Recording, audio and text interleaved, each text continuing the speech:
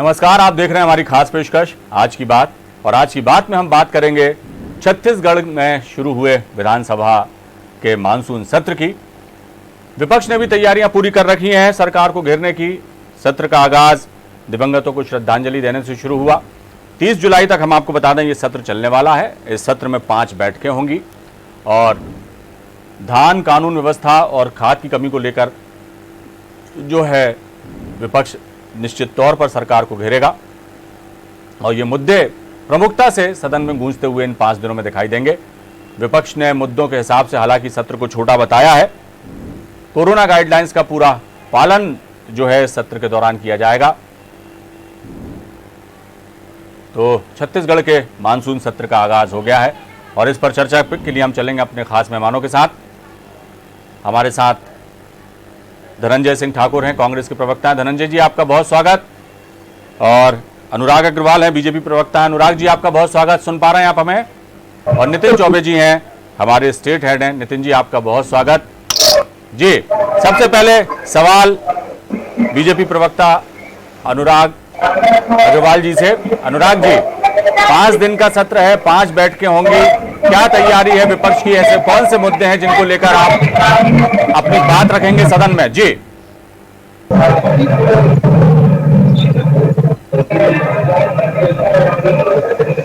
फिर भी अगर मुख्य मुद्दों की अगर बात करें तो खाद बीज की कमी एक ऐसा मुद्दा है जो वर्तमान मानसून सत्र में छत्तीसगढ़ के किसानों से जुड़ा हुआ मुद्दा है। इस मुद्दे को लेकर जो केंद्र कांग्रेस सरकार जो राजनीति कर रही है उन मुद्दों को लेकर उठाएंगे। कानून व्यवस्था इतना बड़ा मुद्दा इस छत्तीसगढ़ के अंदर हो गया है कि अब इसकी आंच मंत्रिमंडल तक पहुंच गई है। 20 विधायक बैठक करके अपने ही एक वरिष्ठ मंत्री पर हत्या के प्रयास का आरोप लगाते हैं और सरकार अभी तक कोई कार्रवाई नहीं करती है। और खुलेआम वो मंत्री कहते हैं कि इन्होंने भावावेश में कह दिया था। किसी दिन भावावेश में कोई घटना हो गई तो शायद कांग्रेस फिर एक दूसरे पे आरोप लगाते बैठे रहेगी। ये एक बहुत बड़ा मुद्दा है। साथ ही धर्मांतरण एक ऐसा मुद्दा है जिसपे सुकमा के सरकारी अधिकारी एसपी को संज्ञान लेना पड़ा और अपने मातहतों को पत्र लिखना पड़ा कि सुकमा जैसे क्षेत्र में धर्मांतरण पे रोक लगाई जाए और इस पे नजर रखी जाए। आप अंबिकापुर के महामाया पहाड़ की बात तो जानते हैं, जहां रोहिंग्या के घुसपैठ का ऐसा मामला है कि मुख्यमंत्री को वहां पे जांच का आदेश देना पड़ा। वादा खिलाफी एक बड़ा मुद्दा है क्योंकि पिछले विधानसभा बजट सत्र में मुख्यमंत्री भूपेश बघेल जी ने कहा था कि 36 में से 14 वादे हमने पूरे कर दिए हैं, 22 वादे हम कब पूरे करेंगे इसकी समय सीमा हम नहीं बता पाएंगे।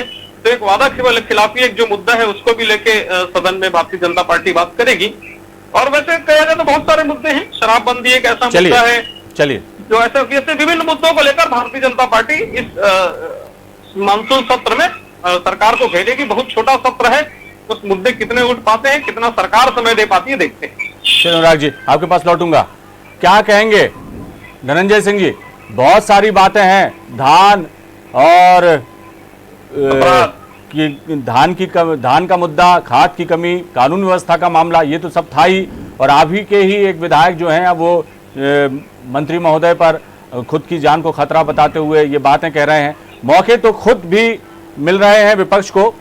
किस तरह से जवाब देंगे धनंजय सिंह जी, बताइए? देखिए, छत्तीसगढ़ में भारतीय जनता पार्टी के पास मुद्दा ही नहीं बचा हुआ है क्योंकि जो 15 साल तक सत्ता में रही भारतीय जनता पार्टी के दौरान किसानों की आत्महत्या घटनाएं होती रही है, जिस दौरान किसानों को फसल से सही कीमत नहीं मिल पा रहा था, बिजली बिल की बहुत गंभीर समस्याएं रही है, बिजली भार में लूटपाट होता रहा है, जिस दौरान आप देखेंगे लगातार रेट माफिया हो, चाहे ड्रग माफिया हो, चाहे मानव तस्कर, पूरी से पूरे भाजपा नेता सदस्य में चलते रहे हैं।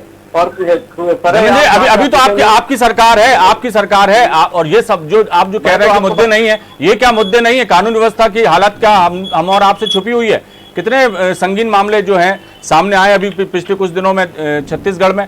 धान का उठाव नहीं हो पा रहा है, खाद की कमी है। जी बताइए।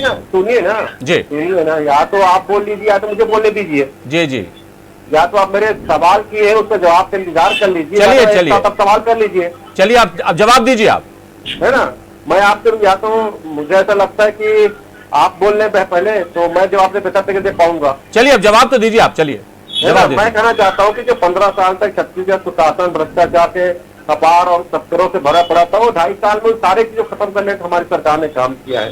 मजबूत कानून व्यवस्था, यहाँ पर आप देखेंगे मातवर बने रात में 1 बजे की अकेले स्कूटी में घर चले जाती है। तो वकील अहमद सरकार ने सारी चीजें नहीं कर, इससे सारे की समझ में आती है कि भारतीय जनता पार्टी का मुद्दा ही नहीं बचा है।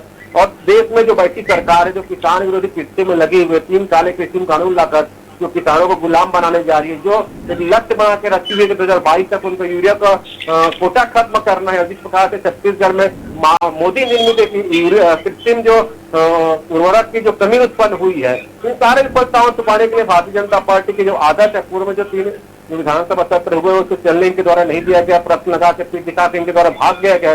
सदन में सवाल तो लगाते रहे, सवाल लगाने के बाद खुद पीठ दिखा के भागते रहे। तो एक फिर बार मुझे ऐसा लगता है कि भारतीय जनता पार्टी ने उसकी तैयारी कर ली। बार बार लोग काम रोको प्रस्ताव की बात कर, मतलब ये नहीं चाहते कि सदन में छत्तीसगढ़ के विकास में जो बात सुनी है, चलिए छत्तीसगढ़ के आने वाले भविष्य जो रेखा खींची जानी है उसको कितने देंगे। उनके जो मनसा जाहिर होती काम रोको की बात करके छत्तीसगढ़ विकास को रोकने के जो काम कर रहे हैं वो छत्तीसगढ़ देखेंगे। चलिए धनंजय जी आपके पास लौटूंगा, नितिन चौबे जी के पास चलते हैं।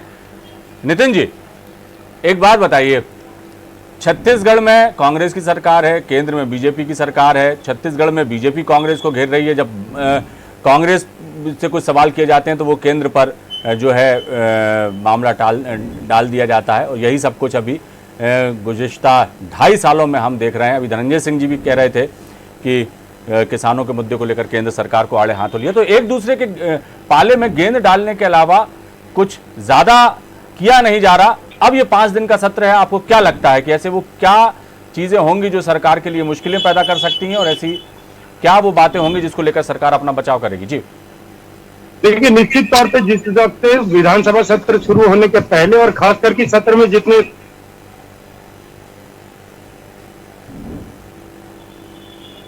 जी खाद बीज की कमी है, जी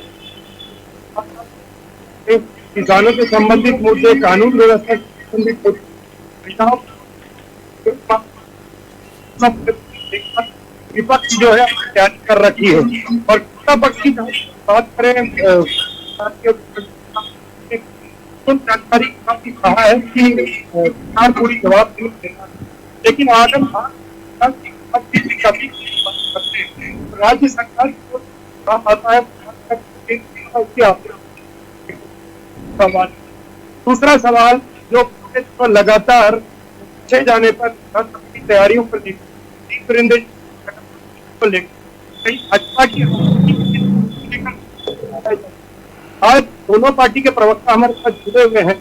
मैं ये पूछना चाहता हूँ, कहीं भाजपा में अगर एकजुटता नहीं है तो कल की घटना को किस तरह से देखते हैं धनंजय जी? सवाल करने के बीच में धनंजय जी, आप नितिन जी ने कुछ सवाल किया, आपको सुनाई दिया? उनका सवाल पूरा सुन नहीं पाया, बात दोहरा दीजिएगा नितिन जी। जी धनंजय जी, जब भी डी पुरंदेश्वरी के दौरे या उनके सहप्रभारियों के दौरे के भाजपा में बात की जाती है और सत्ताधारी पार्टी से बात की जाती है, तो इनके प्रवक्ता मंत्रियों का यह कहना है कि भाजपा अपनी आपसी खींचतान से ही बाहर नहीं आ पा रही है। इसी के सामंजस्य के लिए उनके राष्ट्रीय प्रभारियों का दौरा है। कल की घटना को लेकर आप कैसा कहना कहेंगे कि क्या कांग्रेस में भी वर्तमान में खींचतान नहीं है? कल की कौन सी घटना के जिक्र करें, कृपया स्पष्ट कर देंगे, क्योंकि कल हमारे तो बड़ी ये जो बृहस्पति सिंह जी ने जो अपनी जान का खतरा बताया है, जो सारे हमारे नेता मौजूद रहे हैं, कार्यकारिणी के अध्यक्ष मौजूद रहे, जिला अध्यक्ष मौजूद रहे, ब्लॉक अध्यक्ष मौजूद रहे, प्रदेश के पदाधिकारी मौजूद रहे। दूसरी बैठक हमारी चीज में हुई जिसमें निगम मंडल सदस्यों के साथ हुई है। तो दोनों बैठकों में एक बहुत बड़ी हमारी रणनीति बनी है और बहुत मजबूती के साथ एकता में दिखा है। और आप कौन सी घटना की जिक्र करें, मुझे स्पष्ट बताइए। मैं क्लियर कर देता हूं। जो बृहस्पति सिंह जी जो विधायक हैं, उन्होंने जो अपनी जान का खतरा बताया है स्वास्थ्य मंत्री टी.एस. सिंहदेव से, उसको लेकर यह जिक्र किया जा रहा है। जी आप देखिए, बृहस्पति सिंह जी इस बेहतर तरीके से जवाब दे पाएंगे, क्योंकि उनकी क्या किस प्रकार से इनको क्या ऐसी चीजें हैं, तो बेहतर तरीके से जवाब उसे बृहस्पति सिंह दे पाएंगे। क्योंकि कल की जो विधायक की बैठक है, माननीय टी.एस. सिंहदेव जी और बृहस्पति सिंह दोनों साथ में ही थे और ऐसे किसी प्रकार की बातें नहीं हुई है। तो मुझे लगता है बहुत सारी चीजें मीडिया प्रोपेगेंडा भी हो सकती है। चलिए अनुराग जी क्या कहेंगे? बहुत आश्चर्य की बात है कि एक प्रदेश के विधायक 20 विधायकों के साथ बैठकर प्रेस कॉन्फ्रेंस करते हैं और अपने ही मंत्री के ऊपर हत्या के प्रयास या हत्या की आशंका जाहिर करते हैं, और इस बात का पता कांग्रेस के प्रवक्ता या कांग्रेस के लोगों को नहीं है। क्यों बचना चाहते हो इन बातों से? क्योंकि स्पष्ट शब्दों में कल ये बात खुल के सामने आई कि बृहस्पति सिंह जी ने कहा है कि मैं सोनिया जी से और राहुल जी से मिलकर इस बात को रखूंगा, और पुनिया पुनिया जी ने भी कहा है कि आप उनके पीए से मिल लीजिए, आप इस बात को वहां रख सकते हैं। अद्भुत बात है भाई कि आपके 20 आदिवासी विधायक मिलके एक मंत्री के ऊपर आरोप लगाते हैं कि उनसे मेरी जान को खतरा है, और इस बारे में सरकार कोई चर्चा करने को तैयार नहीं है। प्रदेश की कानून व्यवस्था को बहुत स्पष्ट रूप से समझा जा सकता है।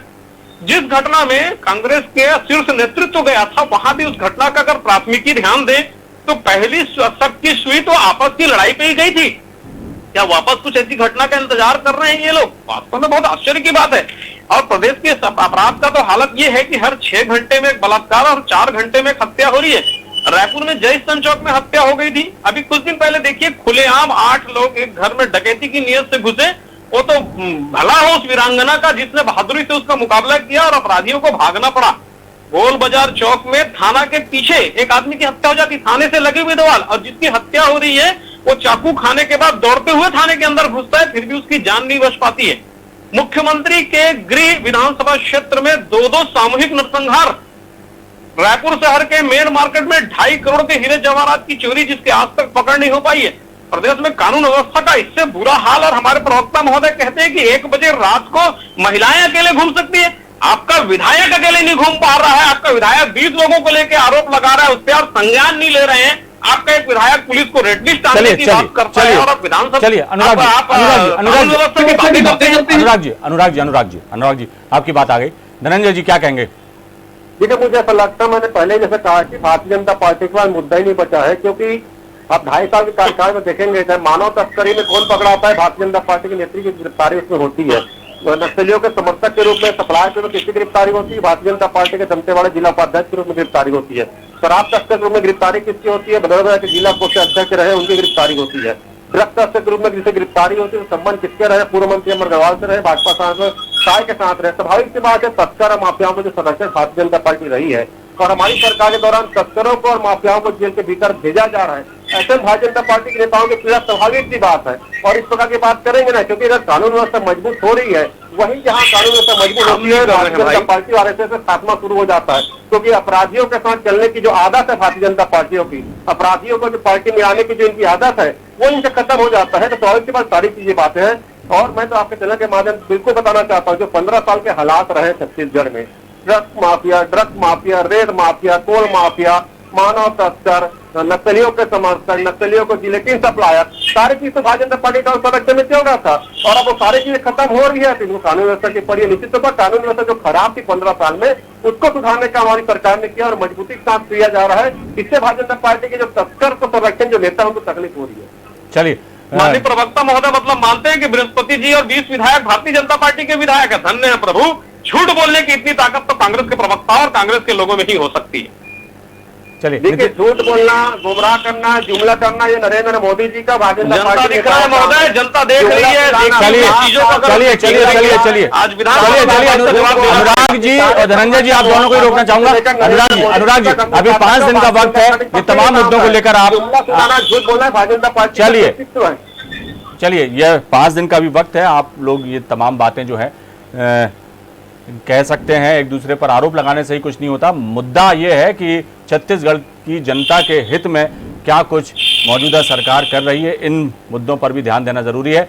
नितिन जी के पास चलता हूं। नितिन जी, छत्तीसगढ़ की जनता के कल्याण, छत्तीसगढ़ की बेहतरी, छत्तीसगढ़ के विकास, इन सब बातों से इतर दोनों ही प्रमुख राजनीतिक दल हमेशा से ही जो है एक दूसरे पर आरोप प्रत्यारोप का ही जो है जो सहारा लेकर एक दूसरे को नीचा दिखाने की कोशिश करते हैं, मुद्दे चाहे कुछ तो मूल मुद्दों से जो है, लेकिन फिर ध्यान ये भटकता है। लेकिन असल जो है विकास की बात, छत्तीसगढ़ के उत्थान की बात, छत्तीसगढ़ की जो बेहतरी की बात है, वो कम दिखाई देती है। और जब भी बात की जाए इस मुद्दे पर तो एक दूसरे पर जो है हमला बोलने में कोई पीछे नहीं हटता, और यही कुछ मेरे ख्याल से लगता है कि इन 5 दिनों में भी दिखाई देने वाला है। क्या कहेंगे?